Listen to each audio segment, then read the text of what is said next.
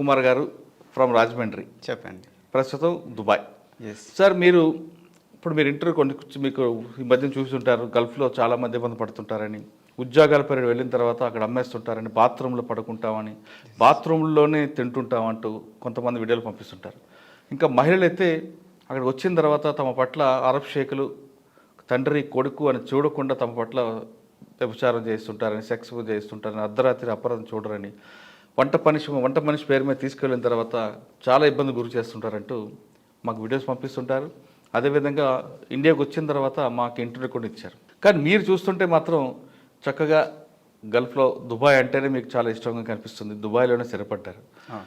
ఒక్కసారి నేను చెప్పిన అన్ని ప్రశ్నలకి నిజంగా జరుగుతుందా, లేదు జరగకుండా ఉండాలంటే ఏం చేయాలి? ఈ రెండు ప్రశ్నలకు సమాధానం చెప్పే ముందు T Shivakumar Rajahmundry to Dubai via Chennai ఒకసారి జర్నీ చెప్పండి. Yes, thank you very much అండి. అండ్ ప్రేక్షకులందరికీ నమస్కారం. Thank you. ఫస్ట్ మేము ఇక్కడ జాబ్ చేసుకున్నది ఇండియాలో చాలా బాగుండేది. ఒక్కసారి మీరు మీ జర్నీ చెప్పండి. నాన్నగారు? నేను పుట్టింది రాజమండ్రి. సో మంచి ఫ్యామిలీలో పుట్టాను. ప్రతి వాళ్ళు పేరెంట్స్ అంటే మంచి ఫ్యామిలీ అంటారు. అవును. సో నా మట్టుకు మా పేరెంట్స్ ఏంటంటే, ముఖ్యంగా మా నాన్నగారు నన్ను గైడ్ చేసే విధానం కానీ, అంటే ఎక్కడికి వెళ్ళి ఎలా ఉండాలి, ఎవరితో ఎలా ఉండాలి, చిన్నప్పటి నుంచి నేర్పించారు. అంటే సంస్కారం బాగా నేర్పారు. ఎస్, దీంట్లో ముఖ్య పాత్ర మా నాన్నగారిది. పెద్దల పట్ల ఎలా ఉండాలి, ఎలా ప్రవర్తించాలి. ఎస్. సో ఇప్పుడు ఆయన లేరు, నో మోర్. ఈవెన్ ఆయన చెప్పిన ట్రాక్లోనే నడుస్తూ ఉన్నాం, నేను కానీ, మా అన్నయ్య కానీ, మా అక్క కానీ. అంటే మేము ముగ్గురం పిల్లలం. సో నేను చిన్నవాడిని ఇంట్లో.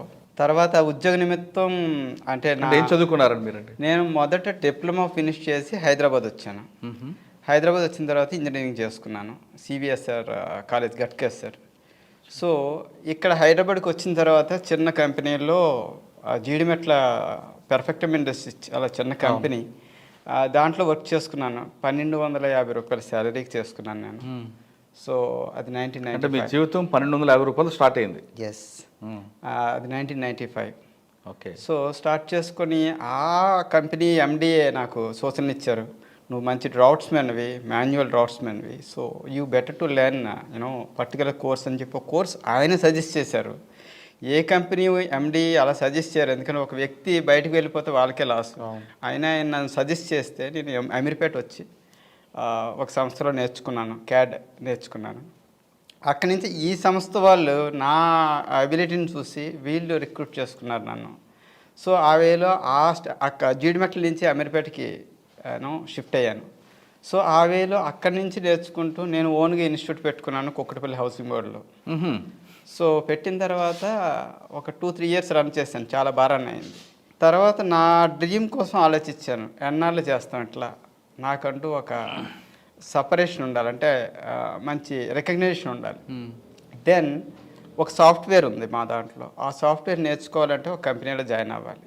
దానివల్ల కిర్బీ బిల్డింగ్ సిస్టమ్స్ అని చెప్పి పాషా మైలారంలో ఉంది. అవును. దాంట్లో జాయిన్ అయ్యాను నేను. దాంట్లో 2007 to 2010 దాంట్లో కంటిన్యూ చేశాను నేను. సో దాంట్లో నా సాఫ్ట్వేర్ నేర్చుకోవడం జరిగింది, సాఫ్ట్వేర్ ప్రొఫెషనల్స్ వచ్చి టీచ్ చేయడం జరిగింది. అక్కడ నేర్చుకున్నాక నేను బెంగళూరు షిఫ్ట్ అయ్యాను, అదే సాఫ్ట్వేర్ మీద డెవలప్మెంట్. బెంగళూరు నుంచి పాండిచేరి షిఫ్ట్ అయ్యాను, తర్వాత చెన్నై షిఫ్ట్ అయ్యాను. సో చెన్నై ఉండేసరికి నా పిల్లలు కరెక్ట్గా ఎడ్యుకేషన్కి వచ్చారు. అంటే చెన్నై వెళ్ళకముందు మీది హైదరాబాద్ ఉన్నప్పుడు పెళ్ళయిందా? హైదరాబాద్లో పెళ్ళయింది. 2005లో నా మ్యారేజ్ అయింది. Love marriage? No, arranged. Arranged marriage అయిన తర్వాత నాకు పాప 2008లో పుట్టింది. సో పుట్టిన తర్వాత నాకు బెంగళూరు ఆఫర్ వచ్చింది, కానీ వెళ్ళలేదు. 2010 జనవరిలో బెంగళూరు వెళ్ళాను నేను.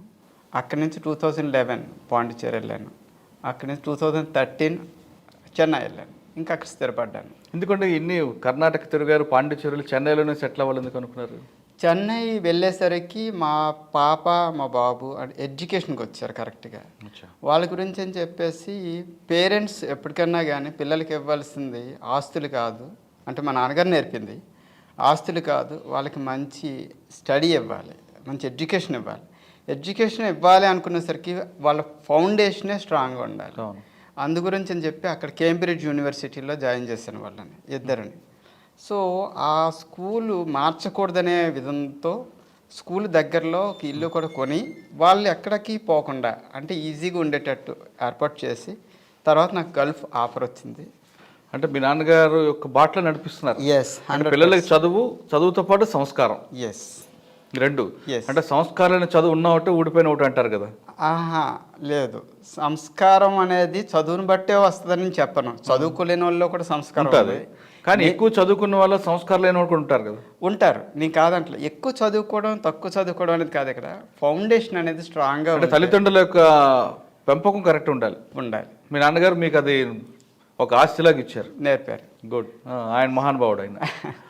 తర్వాత మీకు జీడిమెట్లో మీకు లైఫ్ టర్నింగ్ పాయింట్ ఒక ఉన్నారు. ఆయన ఎవరండి ఆయన? ఆయన కేరళ ఆయన అండి. ఆ కంపెనీ పేరు కూడా పెర్ఫెక్టమ్ ఇండస్ట్రీస్, ఇప్పుడు కూడా ఉంది జీడిమెట్ల ఫేస్ 5లో. ఆయన పేరు రామకృష్ణన్. సో కేరళ ఆయన. కానీ నాకు అప్పట్లో సపోర్ట్ ఇచ్చిన ఆయన. లాస్ట్ ఇయర్ వచ్చినప్పుడు కూడా వెళ్ళి ఆయన కలిసి వచ్చాను నేను. ఆయన ఉండేది సంతోషిమ కాలనీలో ఉంటారు, సికింద్రాబాద్. వెళ్ళి కలిసి వచ్చాను. అప్పట్లో వాళ్ళ మిస్సెస్ వాళ్ళు కూడా మాకు చాలా సపోర్ట్ చేశారనమాట. ఆమె CCMBలో చేస్తారు. Thank you. CCMBలో చేస్తారు ఆమె, సైంటిస్ట్ ఆమె అప్పట్లో కూడా. సో ఆ విధంగా వాళ్ళు సపోర్ట్ చేయబట్టి నేను వాళ్ళ నుంచి కూడా నేర్చుకున్నది ఏంటంటే, మన దగ్గర ఎవరన్నా వర్క్ చేస్తున్నా కానీ వాళ్ళు బయటికి వెళ్ళి మంచి గ్రోత్కి వెళ్తున్నారంటే మనం సపోర్ట్ చేయాలి తప్ప వాళ్ళని ఆఫ్ చేయకూడదు. వాళ్ళ దగ్గర నుంచి నేర్చుకున్నాను నేను. ఆ ఎండీ దగ్గర నుంచి నేర్చుకున్నది. అలాగే ఇప్పటికి కూడా ఎవ్రీ స్టెప్ మేము ఏమేస్తున్నాం, నేను కానీ మా అన్నయ్య కానీ ఆ స్టెప్ అంతా మా నాన్నగారు పుణ్యం అంటూ ఆయన చెప్పిన విధానం ప్రకారంగా నడుచుకుంటున్నాం. అంటే మీ జీవితాన్ని మలుపుతుంది ఇద్దరు, ఒకరు మీ నాన్నగారు, ఒకరు కేరళ ఆయన. అవునండి. వీళ్ళిద్దరూ ఒక అడుగుజాడలో వెళ్ళబట్టి ఈ స్థాయికి వచ్చారు. కరెక్ట్. ఓకే.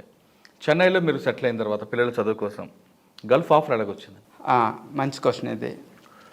నేనేంటంటే అప్పుడు ఒక కంపెనీలో చేస్తున్నప్పుడు కరెక్ట్గా ఈ GST సిస్టమ్ వచ్చింది. GST సిస్టమ్ వచ్చినప్పుడు మీకు తెలిసే ఉంటుంది, కొన్ని చిన్న చిన్న ఇండస్ట్రీస్ మూతపడిపోయాయి. మూతపడిపోయినప్పుడు ఏంటంటే, నేను చేస్తున్న company Singapore based company, MNC. ఆ కంపెనీకి కొద్దిగా ఆర్డర్స్ తగ్గినాయి ఇండియా నుంచి. సో ఆటోమేటిక్గా ఏంటంటే ఇంజనీరింగ్ ఆఫీస్ క్లోజ్ చేయాలని చెప్పేసి వాళ్ళు ప్రకటించారు. ఇంజనీరింగ్ ఆఫీస్ క్లోజ్ చేయాలి యాక్టివిటీస్. ఆ టైంలో నేను ఆన్లైన్లో అప్లై చేసుకోవడం జరిగింది. నాకు ఎక్స్పీరియన్స్ ఎక్కువ ఉండేసరికి నాకు స్కైప్ ఇంటర్వ్యూ ఏర్పాటు చేశారు కంపెనీ వాళ్ళు. సో ఫస్ట్ ఇంటర్వ్యూలోనే వాళ్ళు సెలెక్ట్ చేసుకున్నారు. నాకు సెలెక్ట్ చేసుకొని వాళ్ళు వీసా పంపించడం, నేను అక్కడ వెళ్ళడం జరిగింది. వెళ్ళిన తర్వాత ఫస్ట్ 1 వీక్ 1 మంత్ వరకు స్ట్రగుల్ అవ్వడం జరిగింది. ఎందుకంటే ఒకసారి ఇండియా నుంచి ఇతర దేశాలకు వెళ్ళిన తర్వాత స్టెబుల్ అవ్వడం కోసం కొద్దిగా టైం పడుతుంది. అంటే ఫుడ్ విషయంలోనా, అట్మాస్ఫియర్ విషయంలో? ఫుడ్, వెదర్ ఏదన్నా కానీ. ఎందుకంటే గల్ఫ్ కంట్రీస్ అంటే బాగా చిల్డ్ కంట్రీస్. వింటర్లో అంత చిల్డ్ ఎక్కడ ఉండదు. సో సమ్మర్లో ఉండలేం. ఆ వేలో 2 వయసు వచ్చారు. అక్కడ రైనీ సీజన్ ఉండదు, only 2 seasons, 6 months summer, 6 months winter. Okay. So వెళ్ళి స్ట్రగుల్ అయ్యాం. బట్ మైండ్ సెట్ ఏంటంటే సెటిల్ అవ్వాలి, కొన్నాళ్ళ పాటు ఉండాలి. కానీ ఇప్పుడు చెప్తున్నా, I love Dubai. Not only Dubai, entire UAE. అది కూడా ఎందుకో చెప్తాను. దీనికి ముందు ఈ టీవీ ఇప్పుడు చూస్తున్న పెద్ద వాళ్ళకి, ప్రముఖులకి అండ్ ప్రతి ఒక్కరికి నన్ను ముందుగా క్షమించమని చెప్తున్నా. ఎందుకంటే నేను ఇప్పుడు ఒక చిన్న స్టోరీ చెప్పబడుతున్నా. స్టోరీ విన్న తర్వాత దాంట్లో సారాంశం తీసుకోండి. చిన్న స్టోరీ. అనగనగా ఒక దేవాలయం. ఆ దేవాలయంలో చాలామంది పనిచేసే వాళ్ళు ఉన్నారు. అయ్యగారిని అంటే ఆ విగ్రహాన్ని కడిగే వాళ్ళు ఉన్నారు, పూజ చేసేవాళ్ళు ఉన్నారు, గుడిని శుభ్రం చేసేవాళ్ళు ఉన్నారు. దాంట్లో నేను ఒకడిని. కొన్ని సంవత్సరాలు చేస్తూ ఉన్నాం, జనం వస్తూ ఉన్నారు, బాగా జరుగుతుంది. తర్వాత నాకు వేరే ప్రదేశానికి వెళ్ళి వేరే టెంపుల్ని చూద్దాం, ఇక్కడ క్రౌడ్ ఎక్కువ ఉన్నారు కదా, వేరే ప్రదేశానికి వెళ్ళి చూద్దాం అని చెప్పేసి నేను ఆ గుడి నుంచి ఇంకో గుడికి వెళ్ళాను. ఆ గుడికి వెళ్ళిన తర్వాత ఇన్ని సంవత్సరాలు ఈ గుడిలోంచి వేరే కొత్త గుడికి వెళ్ళిన తర్వాత చూస్తే నాకు అంతా ఆశ్చర్యం అనిపించింది. ఎందుకంటే ఈ గుడి కొన్ని వేల సంవత్సరాల నుంచి ఉంది, ఆ గుడి కొత్తగా కట్టి ఉంది. అయినా కానీ దాంట్లో టెక్నాలజీ చూస్తే ఈ గుడి కంటే చాలా బాగుంది. రెండోది ఏంటంటే ప్రతిరోజు మేము ఇంతకుముందు చేసిన శుభ్రం కంటే ఇక్కడ శుభ్రం ఎక్కువ ఉంది. ఎందుకంటే ఈజీ వేలో శుభ్రం చేస్తున్నారు. ఇదంతా చూసిన తర్వాత అరే ఎన్నాళ్ళు మన గుడిలో శుభ్రం చేస్తూ ఉన్నాం, ఇంతమందిని పని చేస్తున్నాం, అయినా కానీ ఈ వేలో మనం శుభ్రం చేయలేకపోతున్నాం.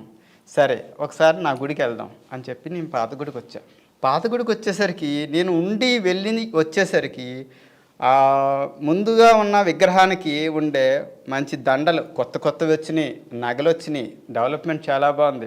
ఇంతకుముందు ఉండేదానికంటే నేను వచ్చేసరికి బాగా డెవలప్ చేశారు అయ్యవారిని అని అనిపించింది.